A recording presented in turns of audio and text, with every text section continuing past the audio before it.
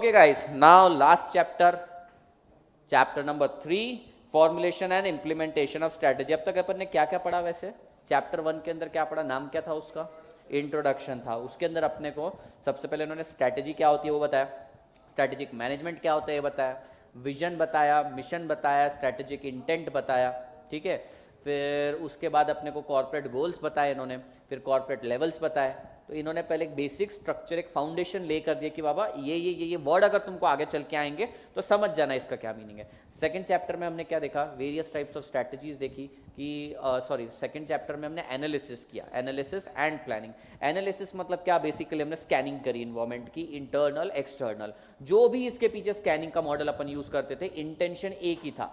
क्या इंटेंशन था इसके अंदर? अपना जो स्ट्रेंथ है उसको अपलिफ्ट किया जाए, वीकनेस को खत्म किया जाए, अपॉर्चुनिटीज को अवेल किया जाए, और जो थ्रेट्स है उसको डॉज कर दिया जाए या उसको साइड में कर दिया जाए। यानी अपॉर्चुनिटी, थ्रेट और स्ट्रेंथ वीकनेस का एनालिसिस किया। वो होने के बाद अपन प्लानिंग स्टेज के अंदर चले गए, प्लानिंग, फॉर्मुलेशन, और ये चैप्टर के अंदर अपन फॉर्मुलेशन करेंगे और इंप्लीमेंटेशन करेंगे। तो अगर रफली अगर अपन स्ट्रक्चर देखें तो अपन ने क्या किया? सबसे पहले तो बेसिक कॉन्सेप्ट समझे, फिर अपन ने एनालिसिस करना उसका सीखा, प्लानिंग करना सीखा, एनालिसिस किया, प्लानिंग किया। अब प्लानिंग के बाद उसको फॉर्मुलेट करेंगे, लिख देंगे कहीं तो भी, और बाद में उसको करेंगे इंप्लीमेंट, ठीक है। तो इस तरीके से स्ट्रैटेजिक मैनेजमेंट का सिलेबस खत्म होता है तुम्हारा। अच्छा, इसके अलावा 6 मार्क्स के तुमको एमसीक्यूज आते हैं, राइट। अब एमसीक्यू के लिए मैंने तुमको एक और चीज बताना रह गया कि एमसीक्यू के लिए चैप्टर नंबर 4 बनाया जो तुमको खुद ही करना है। अब इंस्टीट्यूट के ऐसे एमसीक्यूज है ना बुक के पीछे, जिसका तुमको रेफरेंस पूरे के पूरे 3 चैप्टर में कहीं नहीं मिलेगा, एक वर्ड भी नहीं तुमको मिलेगा। अब ऐसे एमसीक्यूज है, तो एमसीक्यूज पढ़ना रटने के अलावा अपने पास कोई ऑप्शन नहीं है। लेकिन अच्छी बात यह है, जितने भी अब तक 5 पेपर हुए हैं, 5 पेपर जितने हुए अपने, उसके अंदर एक भी डिफिकल्ट एमसीक्यू नहीं आया। और इन बिटवीन चैप्टर जो अपन ने पढ़ा ना, उसी के अंदर से कुछ ना कुछ क्वेश्चन पूछा गया है। तो ऐसा कुछ डिफिकल्ट एमसीक्यू नहीं आ रहे। लगभग 250 से 300 एमसीक्यूज डाल दिए मैंने अब तुम्हारी प्रैक्टिस के लिए। लेकिन जब तुम एग्जाम के एमसीक्यू सॉल्व करोगे ना, उसके अंदर मैंने एग्जाम का सेक्शन बना के दिया। एग्जाम के एमसीक्यू सॉल्व करोगे तो तुम रियलाइज करोगे यार ये इंस्टीट्यूट के दिए हुए एमसीक्यूज पढ़ने की जरूरत ही नहीं थी। इन बिटवीन चैप्टर जो पढ़ा उसी के बेसिस पर अपन कर लेते थे, ठीक है। जैसे तुम्हें 3 चीजें बोली जाएगी, जैसे ये देखो, identify the odd man out, star, dog, dodo और question mark.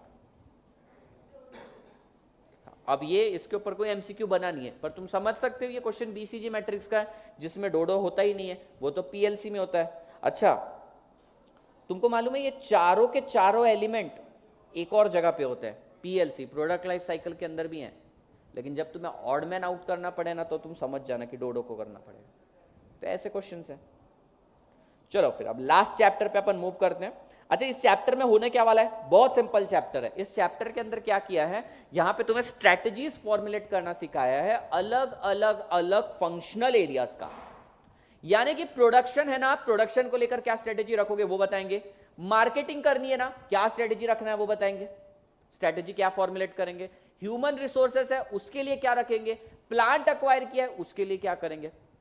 For example, if I talk about, chapter में बाद में जाते हैं, if I talk about production, क्या प्रोडक्शन के लिए, वसुंधरा वो डोर पुल करो, क्या प्रोडक्शन के लिए कोई स्ट्रैटेजी होना जरूरी है या नहीं?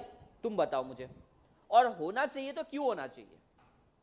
देखो, होना तो चाहिए नो डाउट, पर क्यों होना चाहिए? The question is this. Rough idea दो। इस चैप्टर के अंदर वही भर भर के उन्होंने एक्सप्लेन किया है। चाहे मार्केट में जितनी डिमांड है उसके हिसाब से। अच्छा, मार्केट में डिमांड ज्यादा नहीं है और मैं ज्यादा प्रोड्यूस करने लग गया तो क्या नुकसान है उसमें? कैपिटल ब्लॉक होगा तुम्हारा, वर्किंग कैपिटल बहुत ज्यादा ब्लॉक हो जाएगा। दूसरी बात, अगर तुम्हारा गुड्स ऑब्सोलीट नेचर, ऑब्सोलीट होने वाले नेचर का है तो बर्बाद हो जाएगा वो। अच्छा छोड़ो ना, अंडर प्रोडक्शन करते हैं ना अपन, प्रोडक्शन स्ट्रेटेजी, अपने को वेस्टेज नहीं करना है, कैपिटल ब्लॉक नहीं करना है, अंडर प्रोड्यूस करते, क्या प्रॉब्लम है? डिमांड फुलफिल नहीं करी तो क्या, मेरा वेस्टेज तो नहीं हो रहा है। फॉर एग्जांपल, लेट से तुम्हारा होटल है, होटल में तुम्हें एक्सपेक्टेड है 500 लोग आ सकते हैं, लेकिन तुम बनाते 200 लोगों का खाना है और वो हमेशा कम पड़ता है, तो तुम्हारा वेस्टेज तो जीरो है। बेटर है ना कि तुम अंडर प्रोड्यूस करो। कस्टमर शिफ्ट अगर हो गया ना तो ये बड़ा मेजर लॉस हो सकता है। चलो ये भी ठीक है। अच्छा, तो तुम क्या कह रहे हो कि सर अपने को ऑप्टिमम प्रोडक्शन स्ट्रेटेजी डिटरमाइन करनी पड़ेगी। ओके चलो, तुम्हारी ये भी बात मान ली। अपन ना क्रैकर्स बनाते हैं, क्रैकर्स। अब क्रैकर्स की डिमांड कब रहती है? थ्रू आउट द ईयर रहती है। रहती तो है लेकिन बहुत कम रहती है थ्रू आउट द ईयर। तुम देखो किसी की शादी बर्बादी वगैरह हो रही रहती है तो एक आधी बार क्रैकर्स यूज करते हैं उसके लिए। अदरवाइज अदरवाइज कब अपन यूज करते हैं? दिवाली से पहले क्रैकर्स इंडस्ट्री के अंदर बूम आता है, ठीक है। अब उस टाइम पे अपने को प्रोडक्शन ज्यादा करना पड़ेगा तो प्रोडक्शन कैपेसिटी भी बढ़ानी पड़ेगी। दिवाली के अंदर लेट से 1 लाख यूनिट अपना बिकता है दिवाली सीजन में, बाकी सारे सीजन में हजार यूनिट ही बिकते हैं। ऐसा नहीं है कि बाकी सीजन में बिकता नहीं है, ये दिवाली के सीजन के कंपैरिजन में बहुत कम बिकता है। इसका मतलब ये थोड़ी कि मैं प्रोडक्शन बंद कर दूंगा इस टाइम पे, प्रोडक्शन तो करूंगा। नाउ माय क्वेश्चन इज, क्या मुझे मेरी प्लांट कैपेसिटी 1 लाख यूनिट की रखनी चाहिए या 1000 यूनिट की रखनी चाहिए? 1 लाख यूनिट की रखना मतलब इतने सारे लेबर को एम्प्लॉय करना और साल भर तक पाल के रखना उनको। और 1000 का करना मतलब क्या? 1000 का करना मतलब यहां पर भी 1000 या 2000 की डिमांड फुलफिल कर पाऊंगा और मार्केट के अंदर कस्टमर शिफ्ट होगा। तो भाई क्वेश्चन ये आ जाता है कि मेरे सीजनल इंडस्ट्रीज भी है अगर, तो क्या स्ट्रेटेजी रखनी चाहिए? सिमिलरली मार्केटिंग में मुझको क्या करना चाहिए? सिमिलरली मुझको, ये तो अपन ने प्लांट कैपेसिटी प्रोडक्शन के बारे में बोल दिया, मुझे ह्यूमन रिसोर्सेज के लिए क्या करना चाहिए?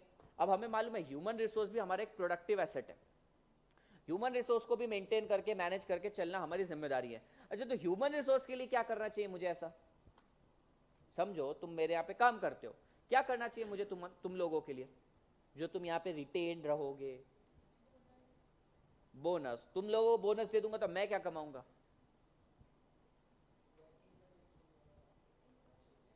अच्छा, वर्केबल कंडीशन। हर एक की इच्छा रहती है हर कंपनी के पर उसको देने के लिए कॉस्ट लगता है।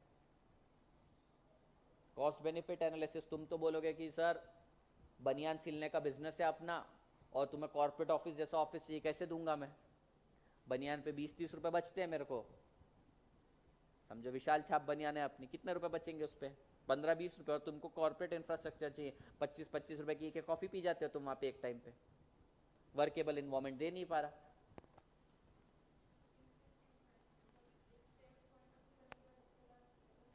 तो सेल्स का टारगेट तो मार्केटिंग में आएगा, मैं ह्यूमन रिसोर्स की बात कर रहा हूँ।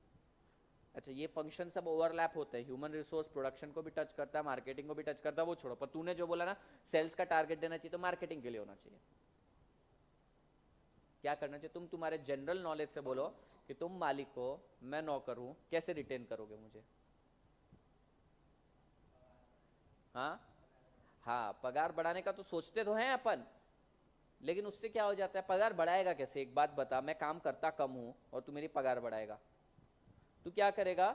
मेरा जो सैलरी है वो लिंक कर देगा प्रोडक्शन के साथ, कि ज्यादा प्रोडक्ट प्रोड्यूस करेगा तो ही तेरे को ज्यादा मिलेगा।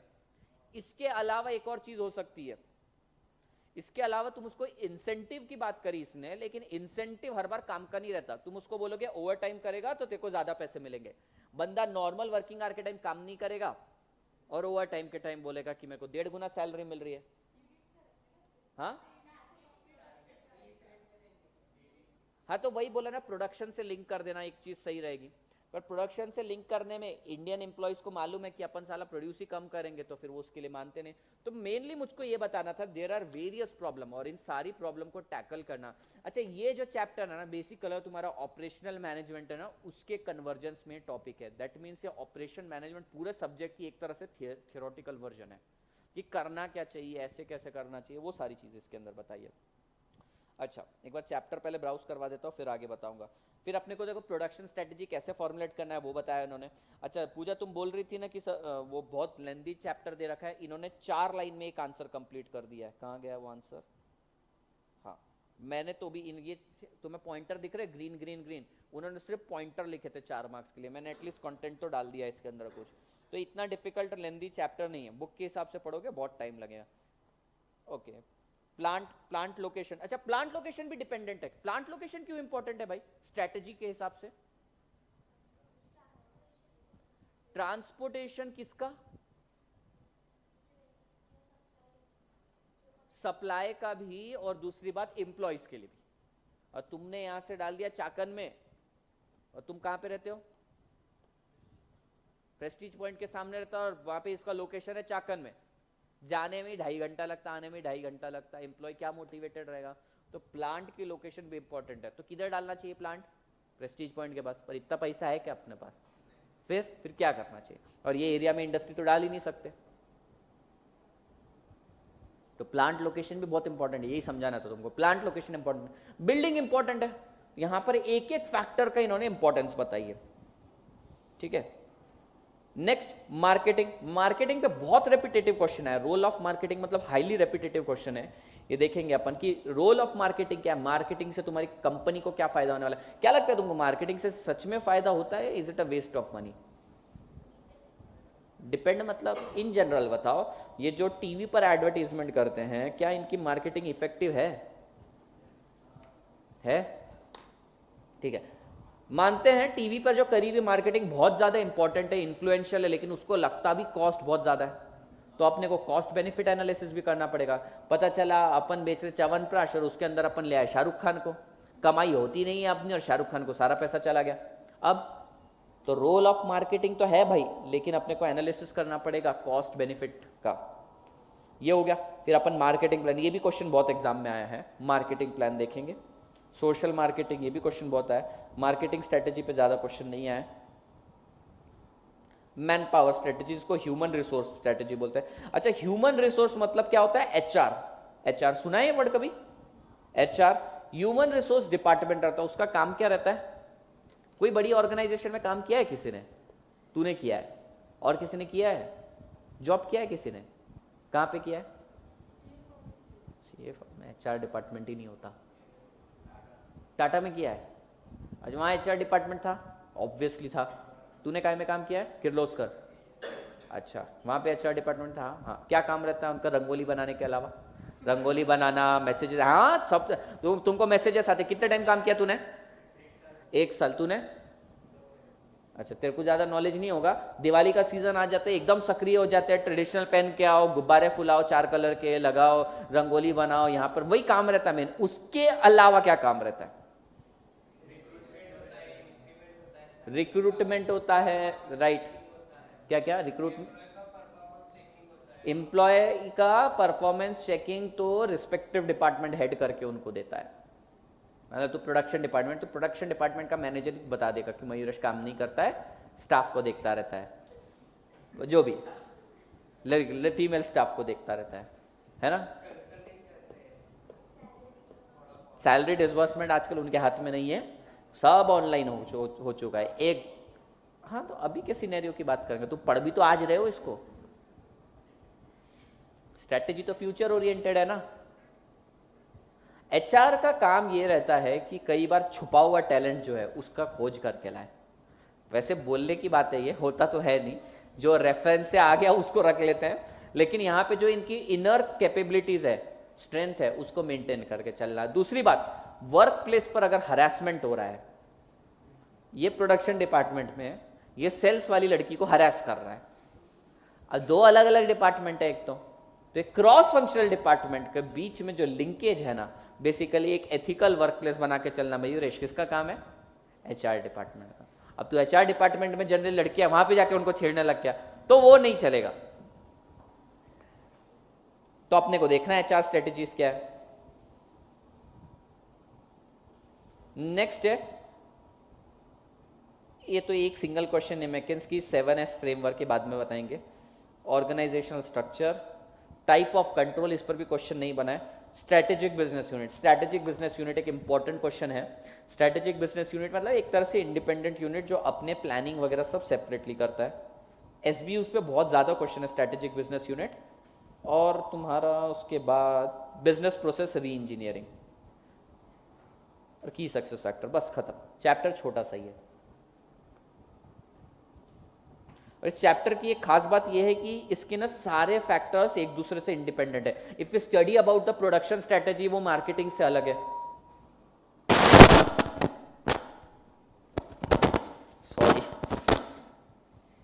सॉरी मेरे को नहीं आती आवाज इतनी जोर से यहाँ पे। चलो भाई फिर स्टार्ट करते हैं। सबसे पहले प्रोडक्शन स्ट्रेटेजी से। आंखें यहां पे बोर्ड पे, थोड़ी देर के लिए मैं गायब हो जाता हूं।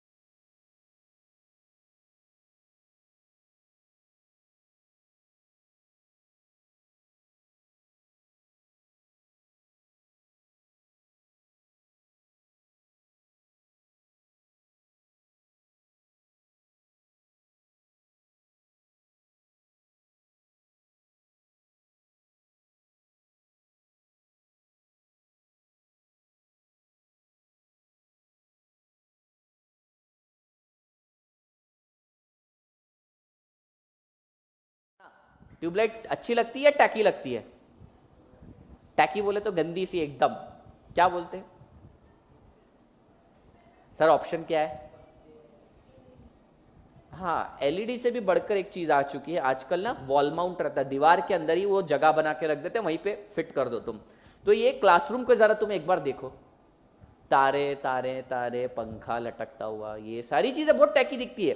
तो इस चीज के कारण ना क्या बोलते हैं उसको, होम ऑटोमेशन। होम ऑटोमेशन के अंदर क्या होता है, तुम्हारे घर के अंदर बहुत सारे ऐसे प्रोडक्ट लगाते हैं तो ऑटोमेटिक रहते हैं, जैसे मूड के हिसाब से लाइट बदल रही है। ये तो भयंकर टेक्नोलॉजी, मालूम तुमको?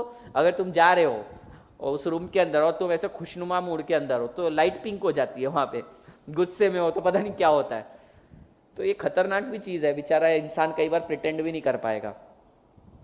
एनीवेज, तो कुछ चीजें ना ऑब्सोलीट होने लगती है, इसलिए प्रोडक्शन स्ट्रेटेजी इंपॉर्टेंट है। कौन से दो रीजन है प्रोडक्शन स्ट्रेटेजी के लिए? पहला, तुम्हारी जो प्रोडक्ट बनाते हैं वो ऑब्सोलीट ना हो जाए, दूसरा एक्सेसिव प्रोडक्शन कॉस्ट ना इनकर कर ले। तो ये दो फैक्टर को बाद में तुम अंडरलाइन कर लेना। Second point, the production strategy enable an organization to make optimum decision regarding product, production capacity, plant location, choice of machine, and equipment and maintenance of existing facility. Soon you are going to start with financial management वाला subject. उसके अंदर तुम्हें capital budgeting है क्या? Capital budgeting है। Capital budgeting में यही होता है कि तुम्हारे इनफ्लो और आउटफ्लो का तुम्हें कंपैरिजन करना है।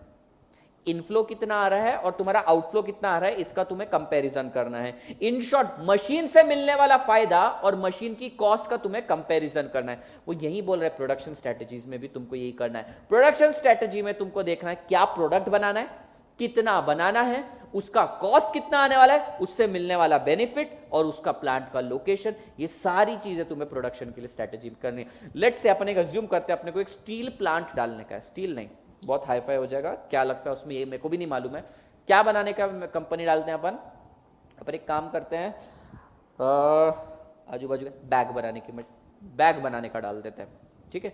अभी देखो, बैग बनाने के हिसाब से ना, पहले कैसे बैग रहते तुमको मालूम है क्या? 6-7 स्टैंडर्ड में तुमने कैसा बैग यूज किया?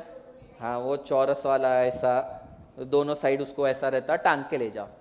अब क्या हो रहा है, धीरे से वो प्रोडक्ट ऑब्सोलीट हो गया। तो फिर तुमने क्या बोला, अब हाई फाई सैक बनाएंगे अपन, ऐसा कुछ। तो भी अब मैं पेन का कलर नहीं चेंज करने वाला, ऐसा सैक बनाने का तुमने सोचा।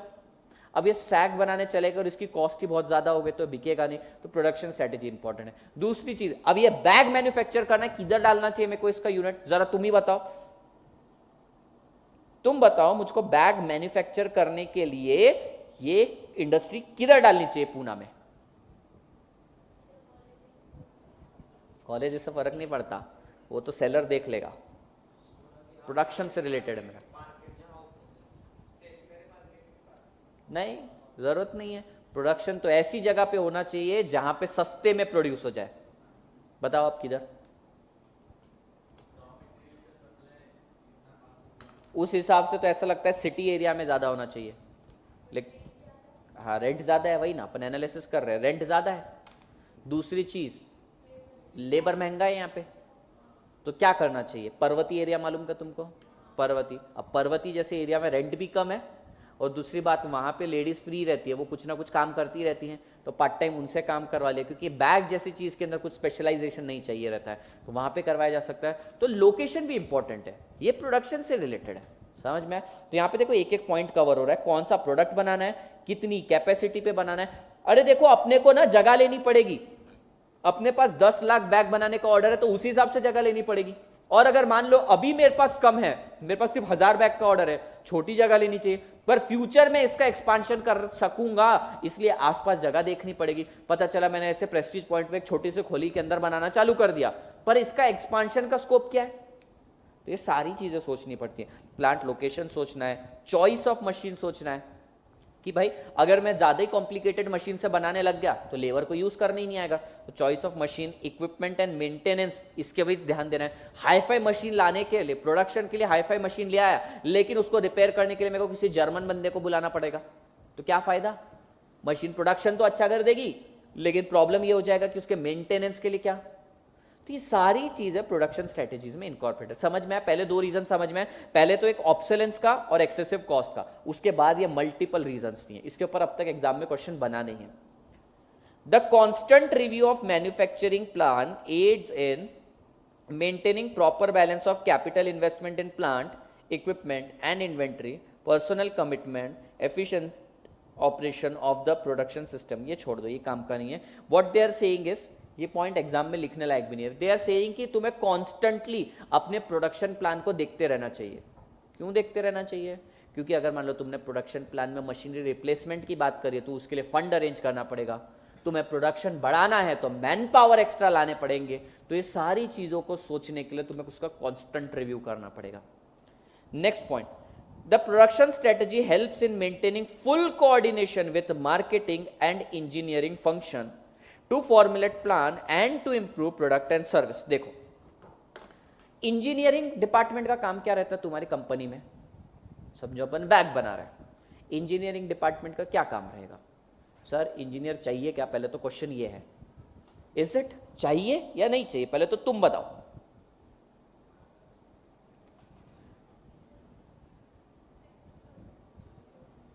चाहिए रहता है. तुम्हें मालूम है ये बैग भी जो बना है ना, नॉर्मल तरीके से नहीं बनता है. ये कहां पर इसका वेट आना चाहिए, ये प्रॉपर साइंस है उसके पीछे कि ये बैग का पूरा वेट यहां पर आना चाहिए, इसलिए उसके स्ट्रैप्स इस तरीके से जाते हैं. और अच्छा, कुछ बैग ऐसे रहते हैं जो सस्ते तुम 150-200 रुपए के सड़क से खरीदते हो. खरीदा है किसी ने? 150, 200, 250 रुपए का वो बैग बेशेप रहता है, वो कुछ भी शेप में जाता है. तुम कुछ भी डालो उसके अंदर भारी लगता है वो बैग. और ये बैग के अंदर तुम कुछ भी डालो एकदम हल्का रखता है क्योंकि उसका वेट प्रॉपरली एडजस्टेड रहता है. अच्छा, ये वाला जो गोस्ट का बैग मैं यूज करता हूं, ये देखो, ये वाला बैग, ये पेटेंट है इसका. ये टेक्नोलॉजी जो इसके पीछे यूज करी ना, पेटेंटेड टेक्नोलॉजी है. वो कब उसके अंदर बहुत सामान आ जाता है. मान लो अगर मैं 4 दिन के लिए कोई टूर पे भी गया ना, तो सारा का सारा सामान, शूज वगैरह सारी चीजें आ जाती है. लगने में छोड़ा तो इंजीनियरिंग डिपार्टमेंट लगता है. चलो बैग के लिए नहीं भी लगा, एक बार मानता हूं, तो अगर अपन कोई केमिकल इंडस्ट्री में या स्टील प्लांट में, तो वहां तो इंजीनियर लगते हैं भाई. मानते हो कि नहीं? अच्छा, इंजीनियर्स ना तुमको कंटिन्यूसली नई नई टेक्नोलॉजी दिए जा रहा है कि ऐसे बना लो वैसे बना लो. मार्केटिंग वाला अपने सेलिंग पॉइंट ऑफ व्यू से लगा हुआ है. मार्केटिंग वाला बेचे जा रहा है सामान, ये कुछ और बनाया जा रहा है. मार्केटिंग और इंजीनियरिंग डिपार्टमेंट में कोई कोऑर्डिनेशन नहीं चल रहा है. मार्केटिंग वाला बोल रहा है कि मेरे को तो सस्ती क्वालिटी का प्रोडक्ट बेचना है क्योंकि मार्केट में उसकी डिमांड है. इंजीनियरिंग वाला बोल रहा है मेरे को हाई क्वालिटी प्रोडक्ट बनाना है, ब्रेक थ्रू टेक्नोलॉजी लाना है. अब इन दोनों के बीच में कोऑर्डिनेशन कैसे आएगा? दोनों फंक्शन इंपॉर्टेंट है. प्रोडक्शन डिपार्टमेंट कोऑर्डिनेशन लाएगा, मार्केटिंग डिपार्टमेंट जो चीज की डिमांड कर रहा है वो बताएगा ये रिसर्च एंड डेवलपमेंट यानी इंजीनियरिंग डिपार्टमेंट को, और उसके अकॉर्डिंगली इंजीनियरिंग डिपार्टमेंट कुछ ऐसी टेक्नोलॉजी बनाएगा जिसका प्रोडक्शन यूनिट प्रोड्यूस करेगा, मतलब यानी प्रोडक्शन डिपार्टमेंट प्रोड्यूस करेगा.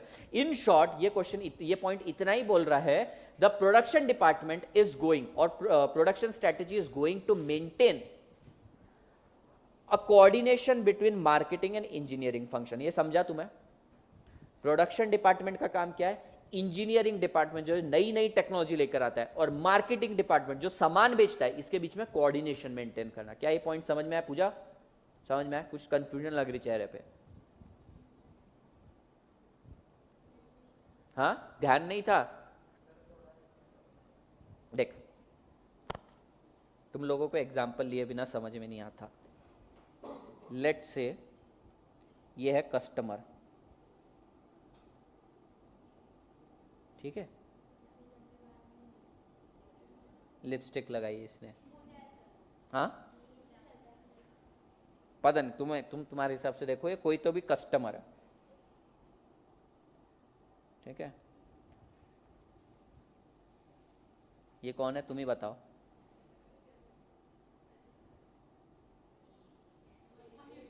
नहीं नहीं, चश्मे या 2 लोगों को है. अथर्व, ATHARV. हाँ हाँ, सुनो, अभी अच्छी स्टोरी आने वाली है. ये प्रोडक्शन डिपार्टमेंट है. प्रोडक्शन डिपार्टमेंट में कौन बैठा है? ये चंद्रकला बैठी है, सुष्मिता बैठी है, ठीक है. ये बेचारा मयूरेश यहाँ पे, मयूरेश खुश नहीं है, मयूरेश उदास है आज. चश्मा पहना है, रिसर्च एंड डेवलपमेंट कर रहा है. देखो इसके अंदर कुछ केमिकल है. हाँ? अब क्या हो रहा है? अथर्व का तो तुम्हें नेचर मालूम है सबको. ये बोलती है भैया मुझको थोड़ा सस्ते में माल लाके दो ना प्लीज। ये बोला सस्ते में माल लाके दे दूंगा, एक ही शर्त है, भैया मत बोल मेरे को। चलो ठीक है। तो ये बोलता है कि मैडम मैडम मैडम, ये कौन है? ये सीके है और ये सुश है, सुश, ये सुष्मिता है। इन दोनों को आके बोला मैडम मेरे कस्टमर सस्ता माल मांगते हैं। और ये बेचारा दिन रात रिसर्च एंड डेवलपमेंट में लग के अच्छी चीजें बनाया जा रहा है। ठीक है, ये लिपस्टिक का एक ऐसा ब्रांड लेकर आया, ठीक है, भयंकर लिपस्टिक का ब्रांड, एक दिन लगाओ 7 दिन जाता नहीं है। ठीक है, चिपक ही जाता है, होठों के अंदर ही चले जाता है, होठ का कलर ही चेंज हो जाता है। ये ऐसी ब्रेक थ्रू टेक्नोलॉजी लेकर आए। ये लड़की को चाहिए सस्ता, ये देखो लग भी रहा है 30 रुपए की लिपस्टिक लगाई है इसने। अब ये बेचारा अपनी डायरेक्शन में भागे जा रहा है और ये ऐसे सस्ते छपरी कस्टमर लेकर आ रहा है, जो भी है लड़की ऐसे छपरी। अब तुम बताओ मेरे को, ये बेचारा गलत है क्या? नहीं। ये गलत है क्या? नहीं। लेकिन इन दोनों के बीच में तालमेल नहीं बैठ रहा। ये 5 स्टार की बात कर रहा है, ये ठेले की बात कर रहा है। ठीक है, क्या करना चाहिए? हाँ, तो कौन करके देगा ये कम्युनिकेशन? ये इसको जाके तो डायरेक्टली बोल नहीं सकता, ये करेगी। ये बोलेगी भैया मयूर भैया, मयूरेश भैया। नहीं, ये बोलेगी सुष्मिता को, सुष्मिता दीदी, और सुष्मिता दीदी बोलेगी मयूरेश भैया से। अब ऐसे कोऑर्डिनेशन बन के यहां तक पहुंचा जाएगा। समझ में आया तुमको? तो ये कोऑर्डिनेशन है, तालमेल कौन बिठाएगा? Production team बिठाएगी। दुष्ट लग रही हो तुम दोनों लाल आंखों में, हो ही दुष्ट। क्या ये पॉइंट समझ में आया? एग्जाम्पल से बाहर निकल के चलें, समझ में आया क्या? तो ये तालमेल बिठाने का काम किसका है? प्रोडक्शन डिपार्टमेंट का भाई। It calls upon the management to keep in constant touch with finance and personnel to achieve the optimum use of asset, cost control, recruitment and suitable production। अच्छा, अभी क्या हुआ? जैसे ही मयूर, देखो मयूर उदास हो गया, मयूरेश उदास हो गया कि यार क्या कोई भी, हाँ अब क्या हो गया? अब ये बोलेगा मैं भी सस्ती 30 रुपए वाली लिपस्टिक बनाऊंगा। क्या करेगा? उसको जो खरीदना है वही बना के बेचेगा।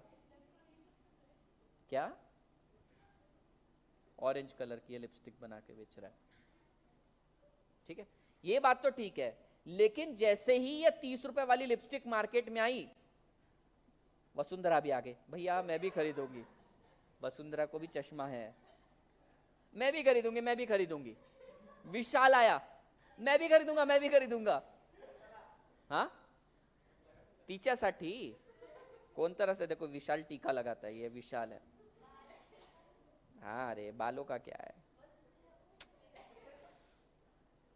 वसुंधरा ये बोला मैं भी खरीदूंगा, मैं भी खरीदूंगा। अब सडनली क्या हो गया? अथर्व देखो गलत कभी नहीं था, अथर्व की नियत गलत थी पर काम सही हो रहे थे उसके सारे।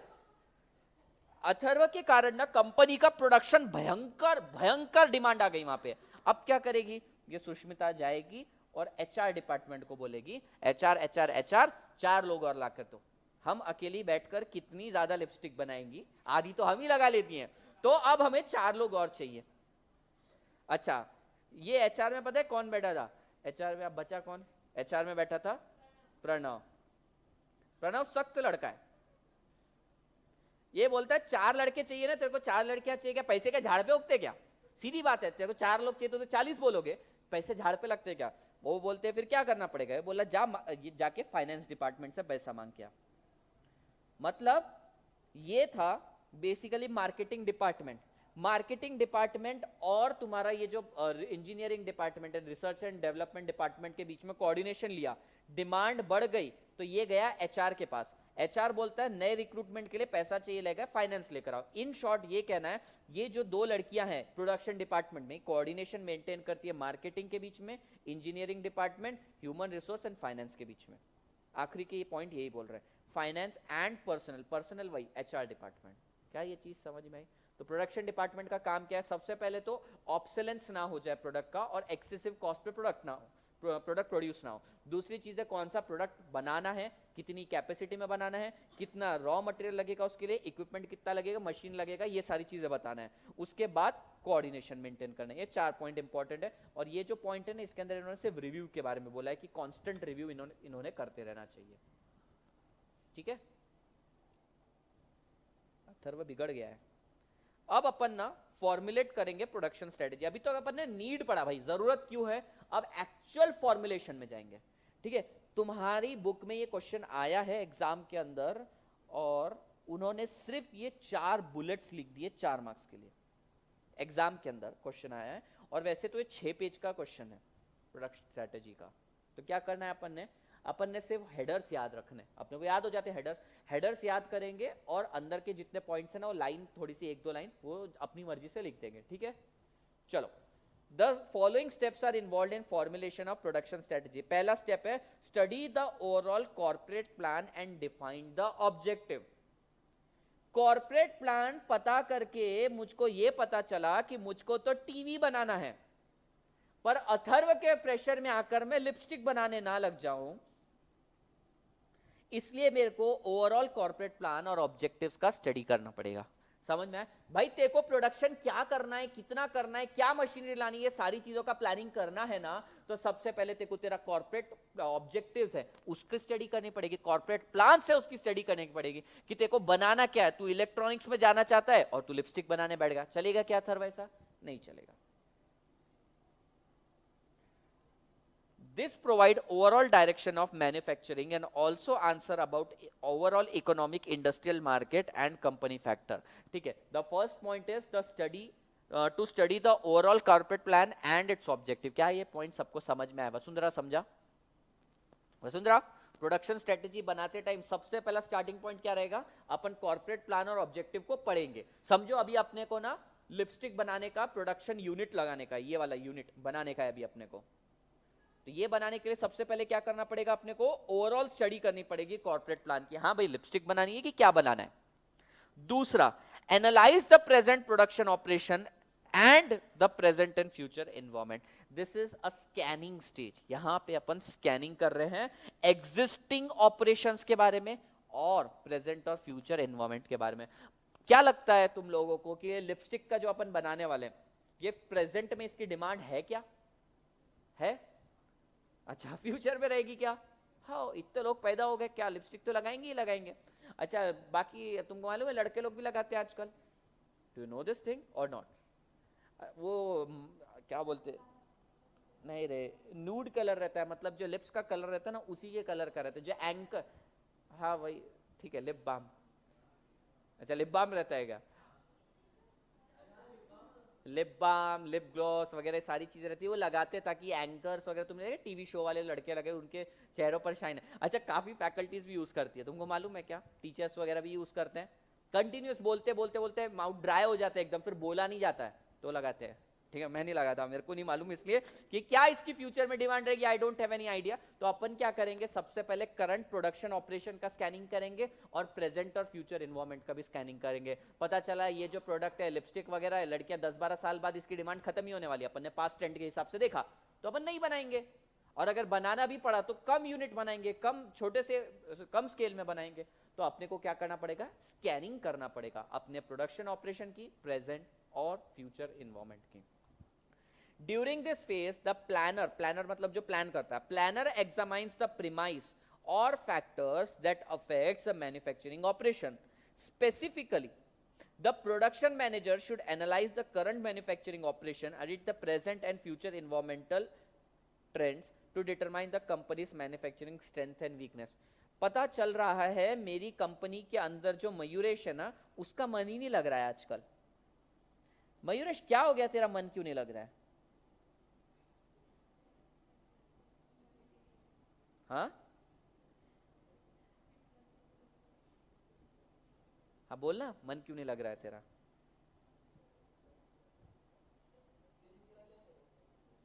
किसने दिल चुरा लिया? तेरी राधा ने तेरा दिल चुरा लिया?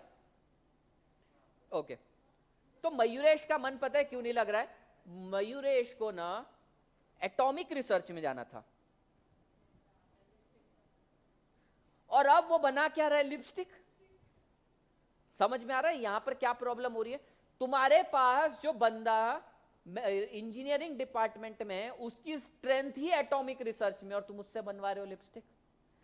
अब इसके कारण क्या है? तुम्हारी कंपनी की स्ट्रेंथ बहुत कम होती जाएगी। तुम्हारा नया नया क्या बनाया गया प्रोडक्ट, ये इसके अंदर यूरेनियम डाल देगा, लड़कियां लगाएगी होठ जल जाएंगे उसके, क्योंकि उसका ध्यान ही एटॉमिक रिसर्च में। तो तुम्हें अपनी प्रोडक्शन ऑपरेशन पे ध्यान देना पड़ेगा, क्या कैपेबिलिटीज है क्या हमारे पास।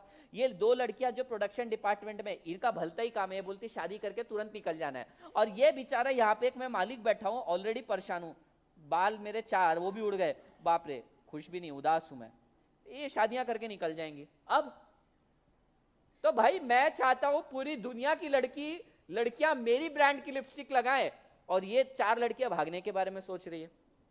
तो मेरे को स्ट्रेंथ और वीकनेस अपने करंट प्रोडक्शन ऑपरेशंस के ऊपर ध्यान देना चाहिए, प्रेजेंट और फ्यूचर इन्वायरमेंट का ऊपर भी ध्यान देना चाहिए। भाई मार्केट तो अपॉर्चुनिटी दे रहा है, लड़कियां क्या लड़के भी आजकल लिप बाम लिपस्टिक लगाने लग गए, ठीक है, तो मार्केट तो अपॉर्चुनिटीज दे रहा है, पर मेरी इंटरनली ये देखो ना, ये भलती चीजें लगा रहा है, इसके अंदर इनका तो कुछ इंटेंशन ही अलग है।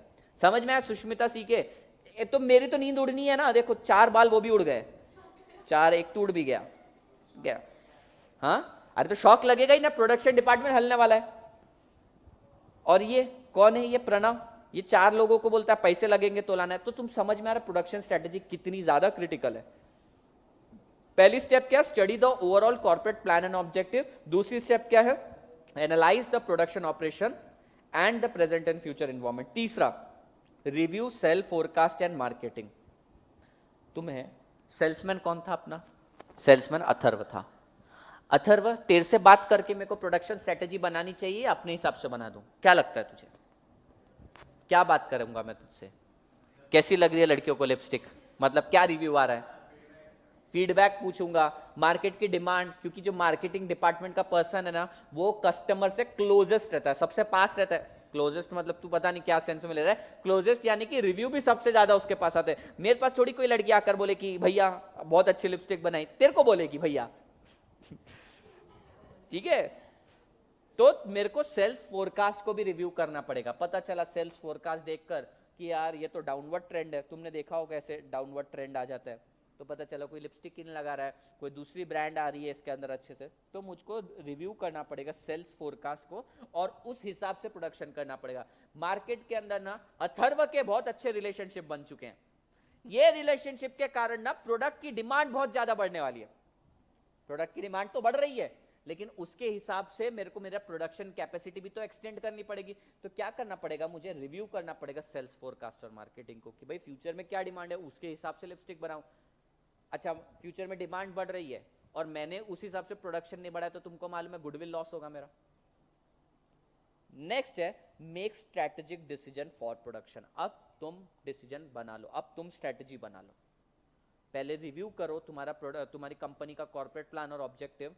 दूसरा स्टेप में तुम एनालाइज करो प्रोडक्शन ऑपरेशन, पहले रिव्यू करके अपने प्रोडक्शन ऑपरेशन को एनालाइज करो, फिर मार्केटिंग और सेल्स का रिव्यू करो, और lastly make a strategic decision for production. The production manager has to decide about the extent of manufacturing activity, choice of manufacturing process, capacity of machine and equipment to be used, and physical facility.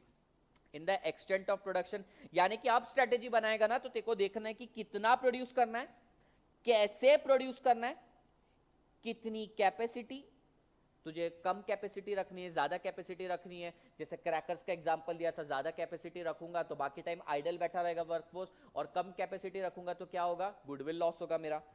Choice of machinery, hi-tech machinery use करूं, पता चला क्या बोलते हैं अंगूठा छाप लोग मेरी कंपनी में काम करते हैं, और मैं एकदम डिजिटल स्क्रीन पैनल के ऊपर उनको बोला टच स्क्रीन पे काम करो, जमेगा क्या, उनको नहीं जमेगा।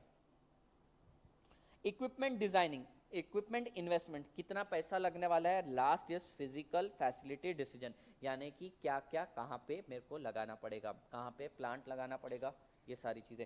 ये पॉइंट्स तुमसे पूछे नहीं एग्जाम में, तुमसे सिर्फ 4 हेडर्स पूछे। कौन कौन से 4 हेडर है, पहला the study of overall corporate plan and objective, दूसरा analyze the present production operation and present and future environment, तीसरा review of sales forecast and marketing, and fourth is make strategic decision for production।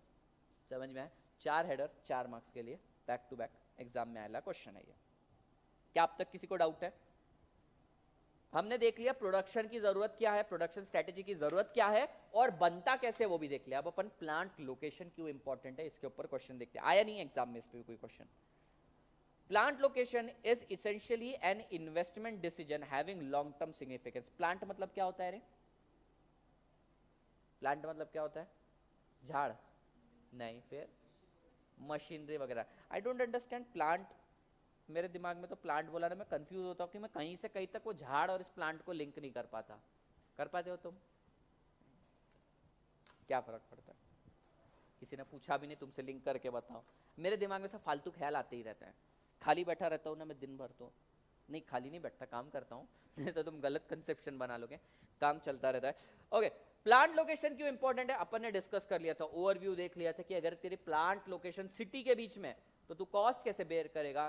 तुमने पता चला आदिवासी कबीले वाले ताड़ोबा के जंगल में बना दिया, कौन आएगा वहां पे तुमसे कुछ कौन आएगा वहां काम करने? आ रहे हो, पता चला एडवेंचर के नाम पे सुबह सुबह शेर खा गया, ऐसी ऐसी न्यूज आएगी। ठीक है, अच्छा तुमने बिहार में खोल दिया, हाँ कोई रातों रात तुमको तुम्हारी प्लांट को ही अगवा करके ले जाएगा, पता भी नहीं चलेगा। अच्छा तुमने राजस्थान में खोल दिया, पानी नहीं है मिल रहा वहां पे। तुमने कोल्हापुर में खोल दिया, बहुत ज्यादा पानी हो गया। प्लांट लोकेशन कितनी ज्यादा इंपॉर्टेंट है, प्लांट इज वेरी इंपॉर्टेंट। और दूसरी बात, प्लांट बोले तो सस्ते में तो बनता नहीं है, जितने भी प्लांट रहते कस्टमाइज रहते, अपने को खरीद के बनवाने पड़ते हैं, और बनवाने के लिए अपने को लगता है पैसा, बनाने के लिए अपने को लगता है पैसा। तो यही बोल रहे हैं लॉन्ग टर्म सिग्निफिकेंस है उसका, प्लांट का लॉन्ग टर्म सिग्निफिकेंस है। टैक्स बेनिफिट, एरिया मतलब उड़ीसा वाले एरिया में तुम जाओगे तो वहां पे तो टैक्स बेनिफिट मिल जाता है, तो फिर वहां चले जाओगे, पर पता चला वहां के लोगों को काम करना नहीं जम रहा। IT company generally city area में क्यों होती है? क्योंकि वैसा वर्कफोर्स चाहिए रहता है। और तुमने देखा मैन्युफैक्चरिंग इंडस्ट्री गांव साइड क्यों रहती है जनरली, चाकन वाकन इंडस्ट्रियल एरिया में, क्योंकि वहां पे इतना स्किल्ड वर्कफोर्स नहीं चाहिए रहता। तो बहुत सिंपल है प्लांट लोकेशन। प्लांट लोकेशन ना बिल्कुल, प्लांट का लोकेशन एक शादी के डिसीजन जैसा है। देखो थोड़े से पॉइंट मैच करते, शादीशुदा लड़की थोड़ा सा लिंक कर पाएगी, लॉन्ग टर्म इंपैक्ट होता है इसका। ये प्लांट का डिसीजन भी एक तरह से लॉन्ग टर्म, जैसे शादी का रहता है इंपैक्ट, वैसा भी इसका लॉन्ग टर्म है, जन्मों जन्मों तक। दूसरी बात, पति को बेच तो सकते नहीं, can not readily be sold. पति ऑब्सोलीट हो जाएगा, बुढ़ा हो जाएगा, लेकिन बेच तो नहीं सकते उसको। अब ये कोई वो मूवी तो नहीं है, लाडला मूवी रहती है ना जिसके अंदर पति बेच देती है, वो कौन रहती है वो? अनिल कपूर की, हाँ जुदाई में बेच देती है। तो भाई ये तो पॉसिबल नहीं है कि प्लांट को जब चाहे उठा के बेच दें, एक तो लॉन्ग टर्म सिग्निफिकेंस है उसका, और नॉट इजीली सोल्ड। तीसरा, requires intensive study of economic and socio political circumstances. शादी करते टाइम पे तुमको बहुत ज्यादा इंटेंस स्टडी करनी पड़ती है, खाता है कि नहीं सही तरीके से करके, चप चप करके खाता है, और सब सारी चीजें उसके साथ रिलेट मत करो। बहुत करोड़ों लोगों की शादी हुई है, वैसे तो नहीं खाता है, कहीं इसको नशे तो नहीं है, दारू तो नहीं पीता है, दारू पी के मारता तो नहीं है। अच्छा मैं दारू पी के तो नहीं मारती हूँ, ये भी तो चीज वो भी तो सोचेगा। तो बहुत इंटेंसिव रिसर्च लगती है, पॉलिटिकल, सोशियो पॉलिटिकल भी और इकोनॉमिक भी। इकोनॉमिक मतलब इकोनॉमिक ट्रेंड क्या चल रहा है, रिसेशन चल रहा है, इन्फ्लेशन चल रहा है। दूसरी चीज सोशियो पॉलिटिकल, अभी गांव के साइड मैंने डाल दिया, नहीं गांव के साइड नहीं, चलो रांजनगांव वगैरह साइड डाल दिया, पता चला हफ्ता मांगने आ गए, ये माथाड़ी कामगार मेरे से यूनियन बना के पैसा मांगने आ गए, तो सोशियो पॉलिटिकल कंडीशंस भी देखनी पड़ती है मेरे को। तुम्हें मालूम है काफी सारे ऐसे एरियाज रहते हैं जहां पे अगर तुम्हारा कंटेनर आया है माल का, उसको अनलोड करना है, तो तुमको माथाड़ी कामगार को बुलाना पड़ता है, ट्रेड ये क्या बोलते हैं, वर्कर्स की यूनियन को बुलाना पड़ता है, उन्हीं से काम करवाना पड़ता है। और वो एक एक बॉक्स, छोटा बॉक्स भी रहना, उसको अनलोडिंग के 20-20 रुपए लेते हैं, जो आराम से अपन उतार सकते हैं। अपन बोलते नहीं हम कर लेंगे, बोले तुम उतारो चाहे नहीं उतारो, पैसा तो हम लेके ही जाएंगे। तो सोशियो पॉलिटिकल अपने को कंडीशंस भी देखनी पड़ेगी। क्या ये चीज समझ में आई तुमको? Plant location is essentially an investment decision having long term significance. It is permanent site है। देखो परमानेंट है ना, बिल्कुल शादी जैसे परमानेंट रहती है वैसा परमानेंट। कभी कभार अपन बेच सकते हैं मतलब ट्रांसफर कर सकते हैं, प्लांट बेच सकते हैं, लेकिन जनरली वो परमानेंट नेचर का रहता है प्लांट। पति नहीं, पति भी रहता है। Plant location decision require intensive study of economic and socio political circumstances. The selection of appropriate plant site calls for location study of region in which the factory is to be situated, the community in which it should be placed, and finally the site in the city or countryside. countryside मतलब गांव। क्या बोल रहे हैं ये? पहले तो भाई रीजन का तुम स्टडी करो, बाद में कहां पे डाल रहे हो वो कम्युनिटी का रिसर्च करो, और लास्टली तुम स्टडी करो कि कौन से एरिया में प्रॉपरली डालना है। फॉर एग्जाम्पल तुमको मालूम होगा सदाशिव पेट के अंदर मतलब ये इससे थोड़ा अलग एग्जांपल दे रहा हूं, सदाशिव पेट जो प्रॉपर नारायण पेट और सदाशिव पेट है, वहां पे नॉनवेज होटल अलाउड नहीं है, मालूम तुमको? हाँ, वेज ही अलाउड है। क्यों भाई? हाँ, खतरनाक ब्राह्मण रहते, सिर्फ ब्राह्मण नहीं लगाना, पुनेरी खतरनाक ब्राह्मण रहते हैं, तो कम्युनिटी का भी बहुत ख्याल रखना पड़ता है। कोई है ब्राह्मण यहाँ पे? अथर्व, अथर्व थे सरनेम? मेरी फाउंडेशन की क्लास में भी लड़का है, उसका नाम भी अथर्व कुलकर्णी है, ब्राह्मण ही है वो भी। हाँ बहुत आगे चला गया ये रहने में बदल नहीं सकता। अथर्व कुलकर्णी उसका भी नाम है शायद, ठीक है। तो क्यों नहीं डाल सकते भाई? क्योंकि कम्युनिटी अलाउ नहीं करेगी, ठीक है। तुमने ना बीच में, तुमको मालूम है क्या तमिलनाडु में, वो देखो अब उसको समझा। ए मैंने कुछ नहीं बोला, ठीक है ना। अच्छा सुनो ना, अभी तुम्हें मालूम है ना Tamil Nadu, Chennai is water out, वहां पे वाटर है ही नहीं, पीने को पानी नहीं है। तुमको मालूम है क्या ये चीज? नहीं मालूम तुमको? इंडिया की पहली सिटी वो भी हंस रहा है, इंडिया की पहली सिटी है तमिलनाडु जो पानी खत्म हो चुका है वहां पे। अब वहां पे तुम कोक बनाने का प्लांट डाल रहे हो, तुमको मालूम है gallons and gallons of water लगते हैं कोक बनाने के लिए, बहुत पानी लगता है। तो तुम्हें देखना पड़ेगा कि तुम्हारा रीजन तुमको अलाउ करेगा भी या नहीं उस चीज के लिए, कम्युनिटी अलाउ करेगी कि नहीं, और डालना है तो भाई शहर में डालना है या शहर के बाहर डालना है। पता चला मैं बैग बनाता हूं, तो बैग तो यार मैं ऐसे कोई तो भी घर रेंट पे लेकर डाल सकता हूं, पर पता चला कि मैं टायर बनाता हूं जो मशीनरी इतनी भयंकर आवाज करती है कि कान फट जाए, और मैं बोला नहीं मैं प्रेस्टीज पॉइंट के बाजू में ही बनाऊंगा, चलेगा क्या? नहीं। तो प्लांट लोकेशन भी इंपॉर्टेंट है, कौन से रीजन में डालना है, कौन सी कम्युनिटी के बीच में डालना है, और कहां पे डालना है, सिटी में या कंट्री साइड में डालना है। क्या ये समझ ला तुम्हारा? समझ लगा? बहुत तुम लोग स्ट्रैटेजी बनाने बहुत आसान लग रहा है तुमको। सारी चीजों के लिए नहीं, एक और चीज की जरूरत रहती है जो अपने पास नहीं है अभी। क्या? स्ट्रैटेजीज पेपर पे ही बना सकते हैं अपन, एक्चुअल बनाने के लिए एक और चीज चाहिए रहती है। क्या? पैसा। पैसा कमाने का कोई सब्जेक्ट ही नहीं सिखाया अपने को, होना चाहिए ना, हाउ टू अर्न मनी नाम से एक सब्जेक्ट, ऑप्शनली डाल दो। अब मैं फाइनेंशियल मैनेजमेंट ये सब्जेक्ट पढ़ाता हूं, दुनिया भर के ज्ञान देता हूं, ऐसा कर लो ऐसा पैसा बढ़ जाएगा, ऐसा डालने पर ऐसा हो जाता है। क्या कुछ होता क्या? डालता हूं शेयर में, शेयर डूब जाता है मेरा। तो प्रॉब्लम यह है कि पैसा कैसे कमाना ये सिखाया नहीं जाता। दुनिया की हर चीज सिखा रहे अपने को, ये करो, मशीन बनाओ, ये स्ट्रेटेजी बनाओ, प्लांट यहाँ डालो, अरे पैसा कैसे कमाना वो सिखाओ। प्लांट बिल्डिंग, क्या प्लांट बिल्डिंग भी इंपॉर्टेंट है? हाँ सर लिखा है तो इंपॉर्टेंट ही होगा, पढ़ लेते हैं कैसे इंपॉर्टेंट है। While planning a building for manufacturing facility, a number of factors will be kept in mind such as nature of manufacturing process, plant layout and space requirement, lighting, heating, ventilation, air conditioning, service facility and future expansion. एक building तेरे को तानने की है ना, एक building लगानी है, सारी चीजों पे ध्यान देना पड़ता है। अभी देखो तुमने क्या किया, ये रूम के अंदर तुम क्रैकर्स बना सकते हो क्या, या चूड़ियां बना सकते हो क्या? चूड़ियां समझता क्या? बैंगल्स बना सकते क्या इस रूम के अंदर? क्या बावली? हाँ बना सकते हैं। मालूम फर्नेस लगता है उसको, क्यों नहीं बना सकते यहाँ पे चूड़ियां? जगह तो ज्यादा लगती नहीं है उसको।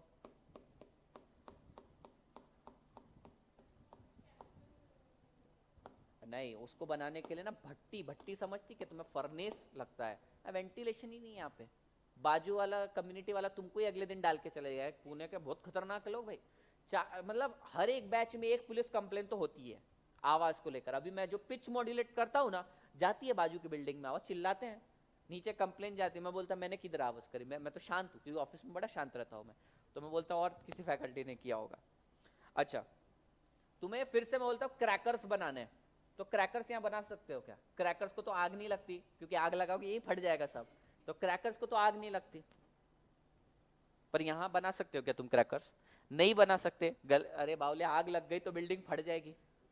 तो मालूम है इस बिल्डिंग के अंदर सिलेंडर रखना भी अलाउड नहीं। Do you know this thing? सिर्फ यहाँ पे दो ही लोग हैं जो सिलेंडर रख सकते हैं, एक नीचे जय भैरव वाला और उसके बाजू में सनराइज कैफे वाला, सिर्फ उनको सिलेंडर रखना अलाउड, बाकी पूरी बिल्डिंग में सिलेंडर नहीं है किसी के पास। रिस्क है ना, तो भाई अपने को बिल्डिंग लगाते टाइम पे भी वो सोचना चाहिए। चलो तीसरा मेरा बिजनेस है बच्चों की डायपर बनाने का। बच्चों की डायपर देखी क्या किसी ने? देखिए बच्चों की डायपर बड़ी रहती है तो जगह लगती है उसको। अगर 1 लाख यूनिट मेरे को बनाने तो रखूंगा किधर, तो मेरे को एक्सपांशन के बारे में भी सोचना है। तो प्लांट बिल्डिंग बहुत ज्यादा इंपॉर्टेंट है। ठीक है, तो तुम लिख सकते हो अपने मर्जी से बहुत सारे पॉइंट, एयर कंडीशनिंग, वेंटिलेशन। अच्छा मैं मेडिसिन बनाता हूँ, मेडिसिन चाहिए तो मेरे को वेंटिलेशन भी, वेंटिलेशन नहीं सॉरी एयर कंडीशनिंग चाहिए। तुमको मालूम है क्या मेडिसिन ठंडे में रखना पड़ता है? क्यों रखते भाई ठंडक में उसको? तुम तो एक एक भी इंसान या साइंस वाला नहीं है। एक तो खराब नहीं, हीटिंग जब होती है ना तो मॉलिक्यूलर रिएक्शंस होना चालू हो जाते हैं, तो उसको ना एक डिग्री, एक ऐसे टेम्परेचर पे ले आए जाते हैं जहां पे वो फ्रीज हो जाते हैं। उसके बाद मॉलिक्यूल्स हिलते नहीं है, मॉलिक्यूलर मोशन बंद हो जाता है। तो वो चीज के कारण एयर, सॉरी अपने को एयर कंडीशनिंग भी चाहिए। अच्छा प्लांट लेआउट भी बहुत ज्यादा इंपॉर्टेंट है, प्लांट लेआउट बहुत ज्यादा इंपॉर्टेंट है। अब ये क्यों? लेआउट समझता है क्या तुमको? लेआउट यानी कि उसका नक्शा बहुत ज्यादा इंपॉर्टेंट है। अब ये कैसे इंपॉर्टेंट है? ये तुम्हारी बिल्डिंग बनाई है तुमने, इसके अंदर तुम करते हो मैन्युफैक्चरिंग, ठीक है? ये इस बिल्डिंग के अंदर ना यहाँ पे रॉ मटेरियल जाता है लकड़ी, लकड़ी लड़की नहीं लकड़ी, लकड़ी गया ऊपर उसकी कटिंग होती है यहाँ पर, उसके को वो ऑयलिंग वगैरह करते सारी चीजें, और सबसे ऊपर तुमने क्या किया? सबसे ऊपर तुमने बना दिया फाइनल फिनिशिंग का। ठीक है, यहां से लकड़ियों के टुकड़े गए, लकड़ियों के टुकड़े गए, ये ऊपर ले जाके इन्होंने मैन्युफैक्चर करना चालू किया, और थोड़ा ऊपर लेकर गए, वहां पे पॉलिशिंग वगैरह काम किया, और यहाँ पे पैकिंग करना चालू किया। अब पैकिंग करते टाइम वो इतना बड़ा फर्नीचर बन गया कि अपने को निकालते ही नहीं आ रहा डोर से। क्या करोगे फिर? क्रेन, क्रेन बार बार तो क्रेन बुला नहीं सकते, क्या करोगे ऐसे समय? क्या करोगे चंद्रकला तुम?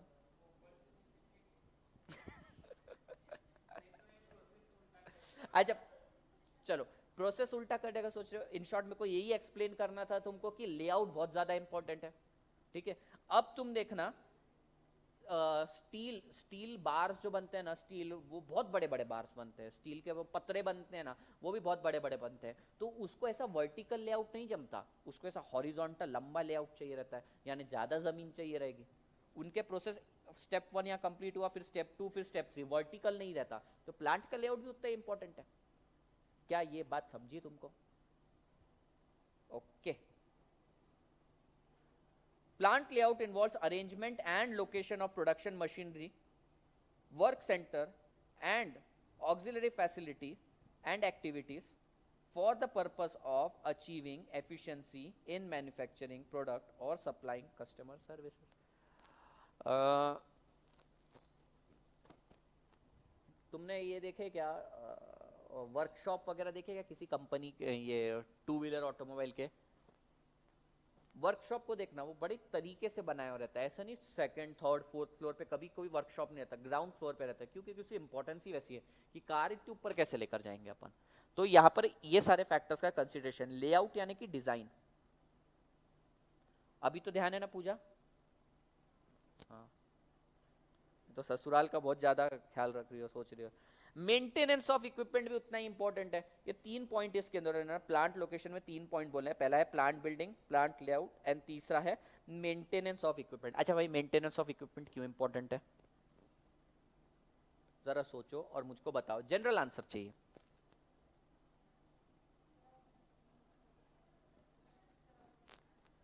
अच्छा, तो मेंटेनेंस को तो खर्चा लगता है ना मैडम? एग्जैक्टली मेंटेनेंस इसलिए इंपॉर्टेंट है क्योंकि देखो हर चीज का ब्रेकडाउन होना है, हर चीज खराब होनी है। लेकिन अगर वो ऐसे टाइम पे खराब हो गई, अगर वो समझो दिवाली का सीजन है, उसके 2 महीने पहले ही मेरी मेजर जो सबसे बड़ी मशीनरी है वो खराब हो गई, तो मेरा पूरा सीजन बर्बाद हो जाएगा। अच्छा, तो मेरे को मेंटेनेंस कंटिन्यूअसली करते रहना चाहिए। तो मेंटेनेंस करते टाइम मेरे को लगती है कॉस्ट, मेंटेनेंस के लिए तो कॉस्ट लगती है ना। तुमने ये वर्ड सुना है क्या, एएमसी? एएमसी वर्ड कभी सुना है? नहीं सुना? Annual maintenance contract. तो एनुअली कितना तुम्हारा मेंटेनेंस का खर्चा है, उसके लिए तुम्हें कंपनी को पैसा देना पड़ता है। तुम्हें ये मालूम है कि एक्सटेंडेड वारंटी मोबाइल पे मिलती है? क्या है वो? मेंटेनेंस का ही तो खर्चा है तुम्हारा। तो ये सारी चीजों का भी कंपनी ने ध्यान देना चाहिए प्लांट को डिजाइन करते समय। अब दो टाइप के मेंटेनेंस के तरीके होते हैं, एक होता है एक्सेस कैपेसिटी कैरी करके चलना और दूसरा है प्रिवेंटिव मेंटेनेंस। प्रिवेंटिव मेंटेनेंस इस बार की आरटीपी में आया है क्वेश्चन। क्या होता है सर इन दोनों के बीच का डिफरेंस? देखो मेंटेनेंस करने के दो तरीके हैं। मेंटेनेंस का मतलब क्या है? मशीन खराब हो गई तो मेरा काम रुकना नहीं चाहिए, तुरंत मेरे पास प्रोडक्शन चालू हो जाना चाहिए। इसको करने के दो तरीके। पहला, तुम एक एडिशनल मशीनरी लेकर चलो साथ में। पर जरा सोचो क्या यह पॉसिबल है हमेशा एडिशनल मशीनरी लेना? लेकिन मुझको मालूम है कि इस मशीनरी का यही एक पर्टिकुलर पार्ट खराब होता है हर बार, तो क्या वो सिर्फ एक एडिशनल पार्ट एक्सेस में लेकर चलना पॉसिबल है? यस। तो कई बार एक्सेस कैपेसिटी भी लेकर चलते हैं। अगर बहुत ही बड़ी मशीनरी है तो फिर करना पॉसिबल नहीं है। उस केस में क्या करेंगे? दूसरे मेथड पे जाएंगे, प्रिवेंटिव मेंटेनेंस। प्रिवेंटिव मेंटेनेंस का मतलब क्या है? प्रिवेंट करना मतलब क्या होता है? रोक देना। प्रिवेंट करना मतलब रोक देना। तुम्हारी मशीन खराब होए उससे पहले ही हम उसको मेंटेन कर लेंगे, मशीन खराब ही नहीं होने देंगे। We will prevent your machinery from getting damage. तो ये होता है प्रिवेंटिव मेंटेनेंस। इसके ऊपर आया है इस बार क्वेश्चन। सो मेंटेनेंस के कौन से दो तरीके हैं? पहला है एक्सेस कैपेसिटी और दूसरा है प्रिवेंटिव मेंटेनेंस। सिर्फ इतना खत्म करते हैं फिर छोड़ता हूं मैं तुमको। Maintenance of equipment is intimately linked with the replacement policy. Every manufacturing enterprise follows some maintenance routine in order to avoid unexpected breakdown. जो unexpected breakdown है ना उसको अवॉइड करने के लिए। और जो एक्सपेक्टेड है सर उसका क्या? जो एक्सपेक्टेड है उसके लिए तो वैसे ही करके रखते हैं ना यार। उनको मालूम है ये मशीनरी की लाइफ इतने साल है, तो रिप्लेसमेंट डिसीजन के लिए ऑलरेडी रेडी रहते हैं। पर जो अनएक्सपेक्टेड है, सडनली बीच में बंद हो गया, तो तुम्हें कल ऑर्डर देने का है, कल तुम्हें एक प्रोजेक्ट रिपोर्ट सबमिट करने के, तुम्हारा लैपटॉप आज ही खराब हो गया, क्या करोगे? नया लैपटॉप लाके रखोगे? नहीं। ऐसे टाइम पे क्या करता है बंदा? क्या करते हो चलो बताओ? कंटिन्यूअसली तुम सेव सेव सेव करके बैकअप लेके पेन ड्राइव में लेके रखते हो। मैं तो ऐसे ही करता हूँ, नोट्स बनाता हूँ ना, डे एंड पर जितने नोट्स बन गए उनको एक पीडी में ले लेता हूँ और अगले दिन रिप्लेस कर दें कि इन केस खराब भी हो गया तो दूसरे पीसी पे जाके काम कर लूंगा, पर प्रोग्रेस लॉस नहीं होना चाहिए। तो क्या मेंटेनेंस अनएक्सपेक्टेड ब्रेकडाउन के लिए। लेकिन मेरे को मालूम ही है कि ये लैपटॉप खराब होने ही वाला 1-2 दिन में, तो मैं क्या करूंगा? नया लैपटॉप के लिए प्रोविजन बना के रख लूंगा। तो ये उस चीज के बारे में नहीं बोल रहे हैं जो नॉर्मल एक्सपेक्टेड या अनएक्सपेक्टेड के बारे में बोल रहे हैं। And thus minimise the cost associated with machine breakdown. The two most important one are carrying excess capacity and preventive maintenance. Carrying excess capacity में क्या है? एडिशनल कैपेसिटी मेंटेन करके चलेंगे। In carrying excess capacity method and organise carry standby capacity. क्या ये word तुमने कभी अपनी जिंदगी में सुना है गलती से भी? Stand by. Stand by. इतना गुस्सा किसको आया? इतना गुस्सा क्या गिरा? मोबाइल? अच्छा, कुछ गिरा? तुम्हारा आईफोन गिरा क्या कभी? नहीं। तुम्हें दर्द नहीं मालूम ना, किडनी में दर्द होता है अचानक आईफोन गिरा तो। उस दिन मेरा आईफोन गिरा, मेरे को वहां पे पेन नहीं फील हुआ, दिल में किडनी एक और जाने वाली है लगता है इसको बनाने में, या तो एक ब्लड की बोतल तो जाएगी। कभी ऐसे स्पोर्ट करने ना जिंदगी में, ऐसा मोबाइल लेने का, तुम महंगे फोन वाले ऐसे कैच कैच खेलो उससे, ट्राई करके देखो ना एक बार। जिंदगी में कुछ तूफान करना है ना। बाकी कोई नोकिया का फोन अगर लेकर ऐसे, नोकिया का फोन अगर अपने पर गिर गया तो अपन तो भगवान को प्यारे हो जाएंगे, इतना खतरनाक रहता नोकिया का फोन। आईफोन करके देखो, मजा आ जाएगा। उसकी स्क्रीन ही इतनी है ना। अच्छा, आईफोन 6 है ना तुम्हारे पास भी? कितने में बिकता मालूम क्या तुमको? अभी 3-4 हजार। उसकी स्क्रीन टूट गई तो 8 हजार मांगता है। बोला पागल है क्या? फंस गया था मैं। स्टैंड बाय म्हणजे काय? स्टैंड बाय म्हणजे तुम्हें मालूम है तुम्हारा फोन ऑक्सीजन पे चल रहा है, आखिरी 2-3 दिन बस इसकी कुछ अंतिम सांसें चल रही है, नया फोन लेने के लिए पैसे नहीं है क्योंकि सैलरी अगले महीने आने वाली। क्या करते हो तुम? दुकान पे जाते हो और एक नोकिया 1100 खरीद के आते हो स्टैंड बाय में। समझ में आया? तो तुम्हें मालूम है कि जो स्टैंड बाय कैपेसिटी कुछ टाइम काम करेगी, तो तुम स्टैंड बाय कैपेसिटी रखते हो। मेरा लैपटॉप खराब हो गया तो ऑफिस में एक स्टैंड बाय लैपटॉप रखा है सबके लिए कि अगर किसी को 1-2 दिन के लिए चाहिए तो मिल जाता है। समझ में आया? सुष्मिता समझ में आया? ये standby capacity. In carrying excess capacity method an organisation carry standby capacity which is thrown into the breach if trouble occurs. यानी कि इसको तभी यूज करते हैं जब कुछ परेशानी आती है। This excess capacity can be whole can be whole machinery or can be major part or component which ordinarily take time to obtain. यानी कि क्या बोल रहे हैं, ऐसा भी हो सकता है स्टैंड बाय में पूरी की पूरी मशीन लाके खड़ी कर दी तुमने, ऐसा भी हो सकता है कोई मेजर पार्ट लाके रख दिया, ऐसा भी हो सकता है कि वो मेजर पार्ट फ्रीक्वेंटली खराब होता है लेकिन वो पार्ट बाजू में ही मिल जाता है मुझे, तो मेरे को स्टैंड बाय रखने की जरूरत नहीं है। अभी प्रिंटर वगैरह कभी भी सडनली खराब हो जाता है तो लोग थोड़ी कार्ट्रेज वगैरह लाके रखते हैं, 10-10 20-20 नहीं लाके रखते, उनको मालूम है तुरंत इजीली अवेलेबल हो जाता है। समझ में आया एक्सेस कैपेसिटी का मतलब। Next method preventive maintenance. Preventive मतलब खराब ही नहीं होने देना, बिगड़ने से पहले ही सुधार देना। Preventive maintenance is based on the premise that good maintenance prevent breakdown. अच्छे से ख्याल रखोगे तो इंसान बिगड़ेगा नहीं, अच्छे से ख्याल रखोगे तो मशीन बिगड़ेगी नहीं, अच्छे से पति को खाना बना के दोगे तो पति का मूड खराब होगा नहीं। एग्जाम्पल मेरे को देने पड़ते हैं, देखो मैं क्लास में सबके लिए एग्जाम्पल देता कि नहीं, बाकी जनरल लोगों के लिए नॉन शादीशुदा एग्जाम्पल, ठीक है। पति का ख्याल रखोगी तो वो भड़केगा नहीं। गुड मेंटेनेंस प्रिवेंट ब्रेकडाउन, आज का तुम्हारा स्टेटस रख लेना, good maintenance prevents breakdown. Preventive maintenance means preventing breakdown by replacing worn out machinery और their parts before their breakdown. अभी पति के पार्ट्स बदल नहीं सकते, इसका यहाँ पे कहने का ये मतलब है मेंटेनेंस में तुमको लग रहा है ना कि ये पार्ट खराब होने ही वाला है, पहले ही उसको निकाल दो। समझ में आया? समझ में आया तुम्हें? पति के पार्ट्स नहीं निकाल सकते हैं, नहीं। It anticipates likely difficulty and does the expected needed। अच्छा तुमने ये टायर ट्यूब वगैरह कभी बनाई है क्या, बनवाई है क्या, पंचर बनवाया क्या तुमने कभी? बहुत बार ना। और कभी कभी ने एक अपनी ट्यूब ऐसी हो जाती है ना जिसपे पैचेस ज्यादा रहते हैं, कम से कम 20-30 पैचेस रहते हैं, तो वो क्या बोलता है, मैडम या सर अब ये मरने वाला है, कुछ दिन में खत्म होने वाला है, चल जाएगा, चलने को चल भी जाएगा लेकिन फट भी कभी भी सकता है। तो क्या करते हो तुम उस टाइम पे, दिल पे पत्थर रखते हो और बोलते चल कर दे रिप्लेस।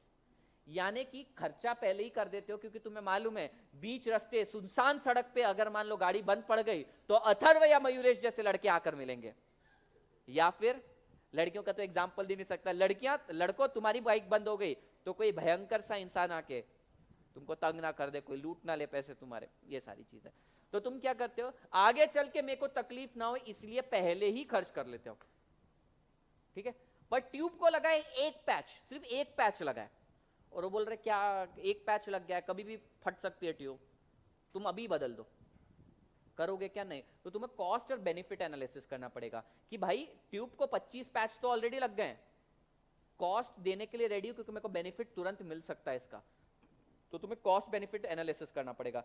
इट एंटिसिपेट्स लाइकली डिफिकल्टी, यानी कि तुम्हें पहले ही सोचना पड़ेगा कि अगर पति को टाइम पे खाना नहीं दूंगी तो फिर क्या आगे तकलीफ जा सकती है, अगर ट्यूब को टाइम पे रिपेयर नहीं करवाया गया तो आगे चल के क्या तकलीफ जा सकती है, तो तुम्हें पहले ही डिफिकल्टी का एनालिसिस करना पड़ेगा, ठीक है। And does the expected needed repair at convenient time before the repair actually needed, जरूरत से पहले ही तुम हैमर कर दोगे उसको, ठीक है।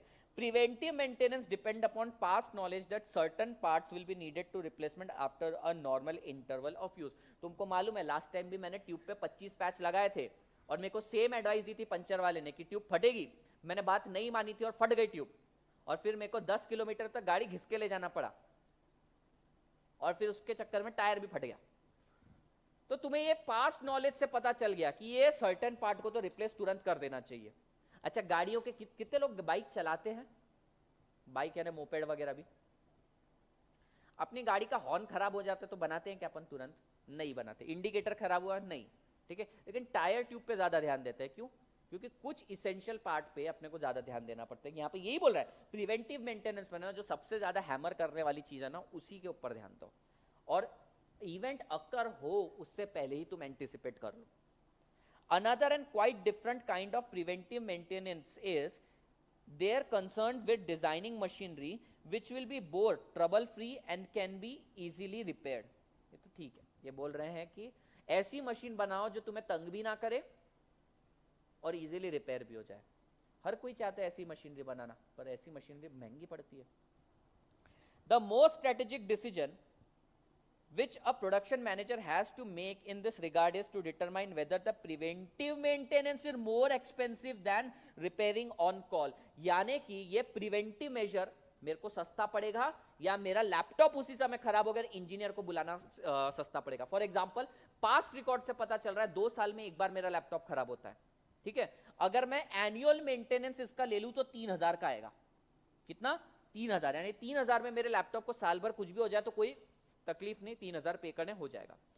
या फिर मैं इंजीनियर को बुला लूं जो 300 रुपए लेता है मुझसे एक टाइम के। तुम बताओ क्या करना चाहिए? और ये इंजीनियर ऑन कॉल, यानी जब बुलाओ तब आ जाता है इंजीनियर को, क्योंकि likelihood of this event is very rare, बहुत कम चांसेस है, और हुआ भी तो इंजीनियर तो ऑन कॉल आ जाता है। तो यहां पर मेरे को देखना पड़ेगा मेरा खर्चा कितना है और बेनिफिट कितना है। क्या ये चीज समझ में आई तुमको? कल याद करवा दूंगा। This requires comparison of total cost involve in preventive maintenance with those involve in repairing. The typical preventive maintenance strategy is otherwise simple as compared to sophisticated mathematical modeling. The guiding principle is that the time spent on preventive maintenance should be less than time required to repair. Oh, क्या बोले ये? इन्होंने एक बहुत simple सी चीज बोली कि preventive maintenance कोई रॉकेट साइंस मैथमेटिकल फॉर्मूला नहीं है।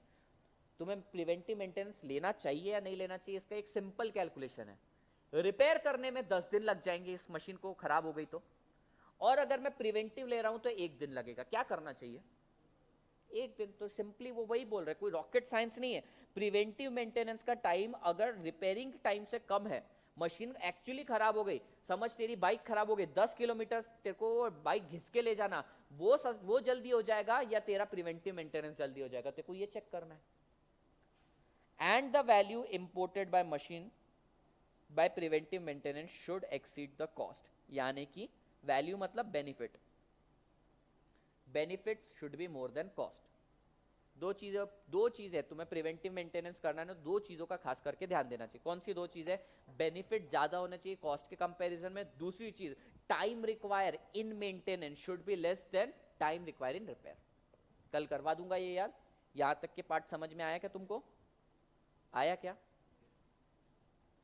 चलो कल मिलते हैं। Bye bye, Tata. बाय बोलो, आवाज आनी चाहिए यहां तक। तुम लोग क्या सो रहे क्या? बाय बोलो, बाय।